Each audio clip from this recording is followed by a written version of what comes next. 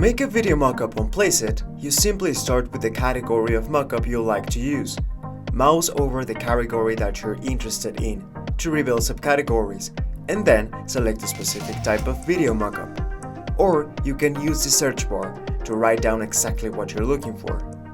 Now it's time to choose a video from Placeit's library to brand your business with unique and detailed images that look great. Never use the same mockup twice. We have tons of them. Find the Upload Image button at the left-hand side of the screen.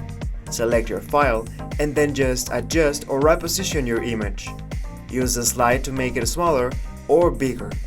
You can click the Reset button to go back to how it was, and when you're done, click on Crop. Find more features at the right side, where you can change the color of your shirt, or what about put some hot music to this video? Click the Add Audio button to select a track for your video mockup. At the left, you can scroll down through all the different genres of music. Preview it, add it to your favorites, and when you're satisfied, click on the Select button. Get rid of it by clicking this square here. Now, click on Full Preview to see all those changes reflected in the video. Cool, huh? Now, just click the blue download button to get it. And that's it. That's how you make a video mockup on Placeit.